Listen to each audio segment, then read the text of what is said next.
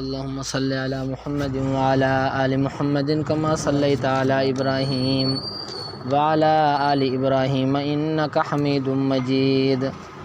اللهم بارك على محمد وعلى آل محمد كما باركت على إبراهيم وعلى آل إبراهيم إنك حميد مجيد. أعوذ بالله من الشيطان الرجيم. بسم الله الرحمن الرحيم. سبحان الذي أسرى بعبده ليلا من المسجد الحرام إلى المسجد الأقصى الذي باركنا حوله لنريه من آياتنا إنه هو السميع البصير. وآتينا موسى الكتاب وجعلناه هدى لبني إسرائيل ألا تتخذوا من دوني وكيلا ذرية من حملنا مع نوح إنه كان عبدا شكورا. صدق اللہ مولانا العظیم. سبحان الذی، پاک ہے وہ ذات، اسرا جو لے گئی رات کے وقت بعبدہ اپنے بندے کو، لیلاً ایک ہی رات میں، من المسجد الحرامی مسجد حرام سے، الی المسجد الاقصی مسجد اقصی کی طرف، الذی بارکنا حولہ وہ مسجد اقصی کہ ہم نے برکت ڈالی اس کے ارد گرد، لنریہ من آیاتنا تاکہ ہم دکھائیں ان کو اپنی نشانیاں، انہ هو السمیع البصیر بے شک وہ ذات سننے والی ہے اور دیکھنے والی ہے. میرے محترم بھائیو، دوستو، بزرگو، اللہ رب العزت نے سورت بنی اسرائیل دی ابتدائے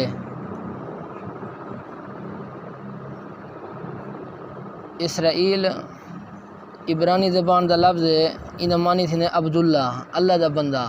حضرت یعقوب علیہ السلام دا لقب ہے. اللہ رب العزت این صورت مبارکہ دے اندر حضرت یعقوب علیہ السلام دی اولاد دے بارے بیان فرمانے پن، اس لیے اس صورت کا نام صورت بنی اسرائیل ہے. یہودیوں کو اللہ رب العزت نے قرآن مجید کے اندر حضرت یعقوب علیہ السلام کا بار بار تذکرہ فرمایا کہ حضرت یعقوب علیہ السلام کی اولاد کے اندر اللہ رب العزت نے نبوت 4000 کے قریب پیغمبر بھیجے، نبی بھیجے. تو حق تو یہ بنتا تھا کہ یہ ساری کے ساری قوم اللہ رب العزت کی ذات کا شکریہ ادا کرتی. اگر کسی ایک قوم کے اندر ایک نبی ہو یا ایک نیک بندہ ہو تو وہ قوم ساری کی ساری بڑی خوش قسمت قوم ہوتی ہے. تو اللہ رب العزت نے اس قوم کے اندر 4000 پیغمبر بھیجے، لیکن انہوں نے کیا کام کیا؟ وَيَقْتُلُونَ النَّبِيِّينَ بِغَيْرِ حَقٍّ وَيَقْتُلُونَ الَّذِينَ يَأْمُرُونَ بِالْقِسْطِ مِنَ النَّاسِ، کہ یہ پیغمبروں کو ناحق قتل کرتے تھے. حضرت زکریا علیہ السلام کو انہوں نے شہید کیا، حضرت یحییٰ علیہ السلام کو انہوں نے شہید کیا. حضرت یحییٰ علیہ السلام کے وقت کا جو بادشاہ تھا اس کی گھر والیاں اور بھی تھیں، لونڈیاں بھی تھیں، لیکن وہ اپنی بھانجی کے ساتھ نکاح کرنا چاہتا تھا. تو حضرت یحییٰ علیہ السلام اپنے حواریوں کو لے کر اس کے پاس گئے اور پوچھا کہ میں نے یہ بات سنی ہے کہ تو اپنی بھانجی کے ساتھ نکاح کرنا چاہتا ہے، تو یہ کیسی بات ہے؟ انہوں نے کہا کہ تو کون ہوتا ہے مجھ بادشاہ کے سامنے یعنی کہ بات کرنے والا؟ انہوں نے کہا کہ میں اللہ کا پیغمبر ہوں، اور قیامت والے دن اللہ رب العزت نے مجھ سے پوچھنا ہے کہ تو نے حق بتایا تھا یا نہیں بتایا تھا، اس لیے میں تجھ سے پوچھ رہا ہوں. اس کے اوپر بھانجی کا عشق سوار تھا، انہوں نے حضرت یحییٰ علیہ السلام کو شہید کروا دیا. تو اس لیے یہ بنی اسرائیل اللہ رب العزت نے مہربانی تو ان کے اوپر بہت زیادہ کی کہ 4000 پیغمبر ان کے اندر بھیجے، لیکن انہوں نے اللہ رب العزت کی نافرمانیاں کیں، اور ہفتے والے دن کے اندر اللہ رب العزت نے ان کو شکار کرنے سے روکا. تو انہوں نے ہفتے والے دن شکار کیا تو اللہ رب العزت نے ان کے اوپر لعنت فرمائی. وَجَعَلَ مِنْهُمُ الْقِرَدَةَ وَالْخَنَازِيرَ، ان کے بوڑھوں کو خنزیر بنا دیا اور ان کے نوجوانوں کو بندر بنا دیا. اور حضور صلی اللہ علیہ وسلم کے زمانہ اقدس کے اندر بھی جتنی جنگیں ہوئیں اکثر طور کے اوپر انہی یہودیوں کی یعنی کہ اس کے اندر چاپلوسی تھی کہ یہ جاتے تھے وہاں سے مکہ کے اندر اور ان کو کہتے تھے کہ دیکھو مسلمان ہمارے بھی دشمن ہیں، تمہارے بھی دشمن ہیں، تم آؤ وہاں سے، باہر سے تم لڑو گے، اندر سے ہم لڑیں گے۔ غزوہ خندق خاص طور کے اوپر ان یہودیوں کا ایک پورا وفد گیا، وہاں پر جا کر ان کے بڑے عالم کعب بن اشرف نے جو ہے بتوں کے سامنے سجدہ کیا۔ مشرکین نے کہا کہ شاید کہ تم ہمارے ساتھ جھوٹ بول رہے ہو، لہذا تم بتاؤ کہ حضور صلی اللہ علیہ وسلم کا دین سچا ہے یا ہمارا دین سچا ہے۔ انہوں نے کہا تمہارا دین کیا ہے؟ انہوں نے کہا کہ ہمارا دین یہ ہے کہ ہم بیت اللہ کی خدمت کرتے ہیں اور حاجیوں کی خدمت کرتے ہیں، حاجیوں کو ستو پلاتے ہیں، وہ تو اپنے باپ دادا کے دین سے پھر گئے ہیں۔ تو اس نے کہا کہ تمہارا دین سچا ہے، یعنی کہ اتنی مسلمانوں کی نفرت کے اندر ان کو بھی پتہ تھا کہ مشرک بالکل جہنمی ہیں، لیکن پھر بھی مسلمانوں کی نفرت کے اندر اس عالم نے یہ بات کہہ دی کہ تمہارا دین سچا ہے۔ انہوں نے کہا کہ کیا پتہ تم ہمیں مروانا چاہتے ہو، ہم وہاں سے آئیں مدینہ اور وہاں سے تم ہمارا ساتھ نہ دو، لہذا پہلے یہ ہے کہ ہمارے بتوں کے سامنے سجدہ کرو، یہاں پر بتوں کے سامنے قسم اٹھاؤ کہ واقعتاً تم ہمارا ساتھ دو گے۔ تو اس نے سمجھتے ہوئے بھی کہ میں یہ شرک کر رہا ہوں پھر بھی انہوں نے سجدہ کیا۔ اس لیے مسلمانوں کی نفرت ان کے اندر کوٹ کوٹ کر بھری ہوئی ہے۔ اللہ رب العزت نے ارشاد فرمایا لَتَجِدَنَّ أَشَدَّ النَّاسِ عَدَاوَةً لِلَّذِينَ آمَنُوا الْيَهُودَ وَالَّذِينَ أَشْرَكُوا، مسلمانوں کے سخت ترین دشمن، پہلے نمبر کے دشمن یہودی ہیں اور دوسرے نمبر کے دشمن مسلمانوں کے مشرکین ہیں، پھر بعد کے اندر عیسائی ہیں، لہذا یہ پہلے نمبر کے مسلمانوں کے دشمن ہیں۔ اور اللہ رب العزت نے ابھی یہ جو ہے قرآن مجید کے اندر ارشاد فرمایا کہ ان کی کوئی حکومت نہیں ہو سکتی۔ اللہ رب العزت نے پیغمبروں کی نافرمانی کرنے کی وجہ سے اور پیغمبروں کو شہید کرنے کی وجہ سے ان کو سزا دی کہ تمہاری دنیا کے اندر کوئی حکومت نہیں ہو سکتی، لہذا یہ جو اسرائیل ہے یہ بھی امریکہ کے تابع ہے، مسلمانوں کے ساتھ شرارتیں کرنے کے لیے امریکہ نے اس کو آگے کیا ہوا ہے۔ باقی بات یہ ہے کہ اللہ رب العزت نے قرآن مجید کے اندر ارشاد فرمایا کہ فَإِذَا جَاءَ وَعْدُ الْآخِرَةِ جِئْنَا بِكُمْ لَفِيفًا، پر جب آخرت کا وعدہ آئے گا تو ہم ان سب کو لپیٹ کر اکٹھا کریں گے۔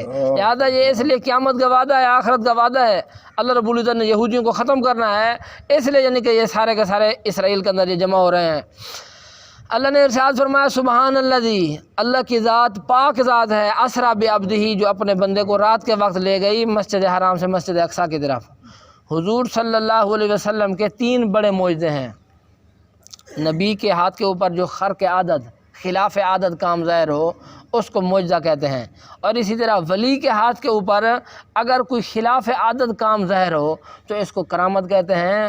نبی کا معجزہ بھی برحق ہے، ولی کی کرامت بھی برحق ہے، البتہ نبی معجزہ لانے کے اندر اللہ کا محتاج ہے، یہ نہیں کہ اپنے مرضی کے ساتھ جس وقت چاہے کوئی معجزہ لے کے آ جائے، اور اسی طرح ولی اپنی کرامت کے اندر بھی اللہ کا محتاج ہے، جب اللہ چاہتے ہیں تو کوئی کرامت اس کی ظاہر کروا دیتے ہیں، ایسے نہیں کہ ولی جس وقت اپنے یعنی کہ مرضی کے ساتھ جس وقت چاہے کوئی کرامت سامنے پیش کر دے، ایسا نہیں ہے۔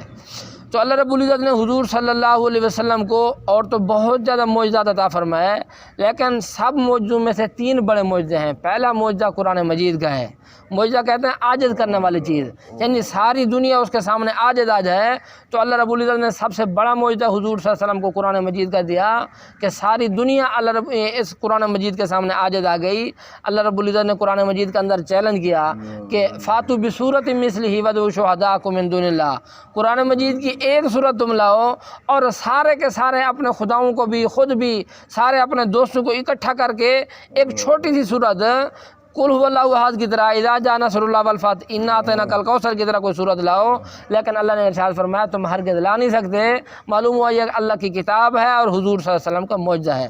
اور دوسرا بڑا معجزہ چاند کے 2 ٹکڑے ہونے کا ہے۔ 14ویں کا چاند تھا، سارے کے سارے مشرک جمع ہو کر حضور صلی اللہ علیہ وسلم کے سامنے آئے اور انہوں نے کہا یا رسول اللہ صلی اللہ علیہ وسلم، اگر آپ اللہ کے سچے پیغمبر ہیں تو یہ چاند 2 ٹکڑے ہو جائے، آپ اللہ سے دعا کریں چاند 2 ٹکڑے ہو جائے۔ حضور صلی اللہ علیہ وسلم نے ارشاد فرمایا کہ معجزہ میرے ہاتھ کے اندر تو نہیں ہے، اگر اللہ چاند کے 2 ٹکڑے کر دے مسلمان ہو جاؤ گے؟ انہوں نے کہا ہم مسلمان ہو جائیں گے۔ حضور صلی اللہ علیہ وسلم کی دعا کی برکت سے اللہ رب العزت نے چاند کو 2 ٹکڑے کیا، لیکن مشرکین ایک دوسرے سے پوچھنے لگے کہ چاند 2 ٹکڑے ہو چکا ہے؟ وہ کہتے تھے کہ واقعتاً ہو چکا ہے، لیکن سب نے کہا کہ یہ تو جادو ہے، ھذا سحر مستمر، یہ جو جادو ہے جو پہلے سے چلا آ رہا ہے۔ لہٰذا اللہ نے ارشاد فرمایا قرآن مجید کے اندر اقتربت الساعۃ وانشق القمر، قریب ہے قیامت اور وانشق القمر چاند کا پھٹ جانا، چاند کا ٹکڑے ٹکڑے ہو جانا۔ لہٰذا یہ یعنی کہ چاند دو ٹکڑے ہوا حضور صلی اللہ علیہ وسلم کے معجزے کی وجہ سے، یہ بھی بہت بڑا معجزہ ہے۔ اور تیسرا معجزہ معراج کا ہے۔ حضور صلی اللہ علیہ وسلم حضرت ام ہانی رضی اللہ تعالی عنہا کے گھر، حضور حضرت علی المرتضیٰ رضی اللہ تعالی عنہ کی بہن ہے، حضرت ام ہانی رضی اللہ تعالیٰ عنہ کے گھر سوئے ہوئے تھے۔ ایک طرف حضرت حمزہ رضی اللہ تعالیٰ عنہ سوئے ہوئے تھے، دوسری طرف حضرت عقیل رضی اللہ تعالیٰ عنہ سوئے ہوئے تھے، درمیان میں حضور صلی اللہ علیہ وسلم سوئے ہوئے تھے۔ تو 10 ہجری تھی، 10 نبوی تھی، 10 سال گزر چکے تھے حضور صلی اللہ علیہ وسلم کی نبوت کو۔ لہٰذا آپ صلی اللہ علیہ وسلم یہاں پر سوئے ہوئے تھے تو 2 فرشتے آئے، انہوں نے آپس کے اندر بات کی، پوچھا کہ ہمارا مطلوب کون ہے؟ ایک نے کہا کہ ہمارا مطلوب کون ہے، دوسرے نے کہا کہ اوسطھا، ان میں سے جو درمیان والا ہے وہ ہمارا مطلوب ہے۔ لہذا انہوں نے حضور صلی اللہ علیہ وسلم کو اٹھایا اور چھت کو پھاڑا اور وہاں سے چھت سے جو ہے مکان کی چھت سے جو ہے اوپر لے گئے حضور صلی اللہ علیہ وسلم کو، اور حتیم کے اندر لے آئے حضور صلی اللہ علیہ وسلم کو۔ یہ جو بیت اللہ سے خالی جگہ جو ہے بغیر چھت والی حتیم، اس کے اندر حضور صلی اللہ علیہ وسلم کو لے آئے اور حضور صلی اللہ علیہ وسلم کا سینہ چاک کیا اور آپ صلی اللہ علیہ وسلم کے دل کو دھویا، اور اس کے اندر عالم بالا کی یعنی کہ وہ جو صلاحیتیں تھیں ان کو دیکھنے کی وہ پیدا ہوئی حضور صلی اللہ علیہ وسلم کے دل مبارک کے اندر، تاکہ فرشتوں کو دیکھ لیں، جنت جہنم کو دیکھ لیں، یعنی ایسا دل ہو جائے تاکہ یعنی کہ ان کو دیکھ کر دل کام نہ جائے، اس لیے یعنی کہ وہ صلاحیتیں پیدا ہوئیں۔ اور پھر اس کے بعد فوراً سی کر حضور صلی اللہ علیہ وسلم کو براق سامنے لائی گئی، اور براق جو ہے یہ گدھا سے بڑا اور خچر سے تھوڑا چھوٹا جانور ہے۔ براق برق سے ہے بمانی بجلی، یعنی جہاں پر بھی حضور صلی اللہ علیہ وسلم کی نگاہ پڑتی تھی فوراً ہی اس کے قدم وہاں پر ہوتے تھے۔ لہٰذا وہاں سے مسجد اقصیٰ کی طرف لے آئے، مسجد اقصیٰ جو فلسطین کے اندر ہے آج، یعنی یہودیوں کا جس کے اوپر قبضہ ہے، 1965 کے اندر قبضہ ہوا، 67 کے اندر، ابھی تک یعنی کہ یہودیوں کے قبضے میں ہے۔ کوئی مسلمان غیرت مند مسلمان اس کو چھڑوا نہیں سکا، ابھی تک یہودیوں کے قبضے میں ہے۔ تو اس لیے اس مسجد اقصیٰ کی طرف لے آئے، اور مسجد اقصیٰ کے اندر اللہ رب العزت نے حضرت عیسیٰ علیہ السلام کو اپنی اصلی شکل کے اندر اور باقی تمام پیغمبروں کو اللہ رب العزت نے شکل مثالی دے کر یا اصلی شکل کے اندر حضور صلی اللہ علیہ وسلم کے اعزاز کے لیے تمام پیغمبروں کو جمع کیا۔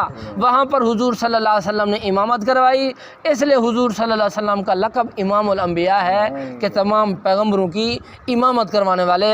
تو حضور صلی اللہ علیہ وسلم نے امامت کروائی، پھر اس کے بعد حضور صلی اللہ علیہ وسلم کو مسجد اقصیٰ سے آسمانوں تک کا سفر کروایا گیا۔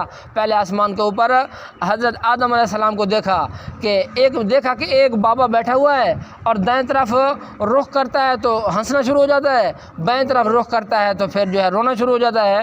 تو حضرت جبرائیل علیہ السلام نے پوچھا یہ کون ہے؟ تو انہوں نے کہا کہ یہ آپ کے جد امجد حضرت آدم علیہ السلام ہیں، جاؤ ان کو سلام کرو۔ حضور صلی اللہ علیہ وسلم نے ان کو سلام کیا اور پوچھا کہ یہ کیا بات ہے کہ دائیں طرف دیکھتے ہیں ہنسنا شروع ہو جاتے ہیں، بائیں طرف دیکھتے ہیں رونا شروع ہو جاتے ہیں؟ تو انہوں نے کہا کہ دائیں طرف والے ان کی اولاد جو ہے یہ اصحاب الیمین جنتی آدمی ہیں، ان کو دیکھ کر یہ ہنستے ہیں، اور بائیں طرف والے اصحاب الشمال یہ جہنمی آدمی ہیں، ان کو دیکھ کر روتے ہیں۔ دوسرے آسمان کے اوپر حضرت عیسیٰ علیہ السلام سے ملاقات ہوئی، اور اسی طرح چوتھے پانچویں چھٹے آسمان کے اوپر حضرت موسیٰ علیہ السلام سے ملاقات ہوئی، ساتویں آسمان کے اوپر حضرت ابراہیم علیہ السلام سے ملاقات ہوئی۔ پھر اللہ رب العزت کی مہربانی کے ساتھ اللہ کا دیدار ہوا، جنت جہنم کو انہوں نے دیکھا، لنوریہم من آیاتنا، اللہ کی نشانیوں کو دیکھا، جنت کو دیکھا، جہنم کو دیکھا۔ ان کے احوال حضور صلی اللہ علیہ وسلم نے خود بیان کیے کہ زنا والوں کو کیا سزا ہو رہی تھی، اور اسی طرح بے نمازیوں کو کیا سزا ہو رہی تھی، مشرکین کو کیا سزا ہو رہی تھی۔ یہ ساری کی ساری آپ صلی اللہ علیہ وسلم کی احادیث مبارکہ موجود ہیں۔ اللہ رب العزت نے جنت کی بھی سیر کروائی اور جہنم کی بھی سیر کروائی۔ پھر اس کے بعد اللہ رب العزت نے 3 تحفے دیے۔ پہلا تحفہ یہ تھا، پہلا تحفہ یہ 50 نمازوں کا تھا، اور دوسرا تحفہ آمن رسول سورۃ بقرہ کی آخری آیتیں تھیں، اور تیسرا تحفہ یہ تھا کہ آپ کی امت کے جو آدمی شرک نہیں کریں گے اللہ رب العزت ضرور ان کو جنت کے اندر داخل فرمائیں گے۔ یہ 3 تحفے دیے۔ پھر جب واپس آنا شروع ہوئے تو حضرت موسیٰ علیہ السلام کے ساتھ ملاقات ہوئی۔ موسیٰ علیہ السلام نے کہا کہ دیکھو میں نے جو ہے اپنی امت کے اندر وقت گزارا ہے، لہذا میں آپ کو کہتا ہوں کہ واپس جاؤ، میری امت کے اوپر تو 2 نمازیں فرض تھیں، لہٰذا واپس جاؤ اور اللہ رب العزت سے نمازوں کے اندر تخفیف کرواؤ۔ لہٰذا آپ صلی اللہ علیہ وسلم واپس جاتے رہے، 9 دفعہ واپس گئے اور پھر موسیٰ علیہ السلام کے پاس واپس آئے اور اللہ رب العزت 5 نمازیں جو ہے تخفیف کرتے گئے، حتیٰ کہ باقی آخری 5 نمازیں بچ گئیں۔ تو پھر حضرت موسیٰ علیہ السلام نے کہا کہ ایک مرتبہ چکر دوبارہ بھی لگا لو تاکہ ان میں سے بھی تخفیف ہو جائے۔ حضور صلی اللہ علیہ وسلم نے ارشاد فرمایا ابھی جو ہے مجھے حیا آتا ہے، اب میں جو ہے واپس نہیں جاتا۔ تو اللہ رب العزت نے ارشاد فرمایا لا مبدل لکلمات اللہ، اللہ کے کلمات، اللہ کا کوئی فیصلہ تبدیل نہیں ہوتا۔ لہذا اللہ کا فیصلہ تھا 50 نمازوں کا، لیکن 5 نمازیں فرض ہوئیں تو اللہ رب العزت نے ارشاد فرمایا من جاء بالحسنۃ فلہ عشر امثالھا، جو آدمی بھی نیکی لائے گا اللہ ایک نیکی کے بدلے 10 نیکی عطا فرمائیں گے۔ لہذا انسان نے پڑھنا تو 5 نمازیں ہیں، اللہ رب العزت 50 کا ثواب عطا فرمائیں گے۔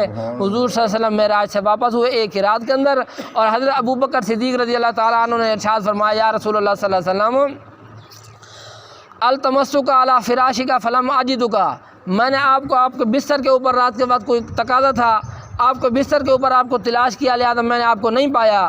حضور صلی اللہ علیہ وسلم نے معراج کا سارا واقعہ بتایا کہ آج کے دن میں مسجد اقصیٰ گیا، وہاں سے اللہ رب العزت نے مجھے آسمانوں تک کی سیر کروائی۔ تو حضرت صدیق اکبر رضی اللہ تعالیٰ نے فوراً تصدیق کی۔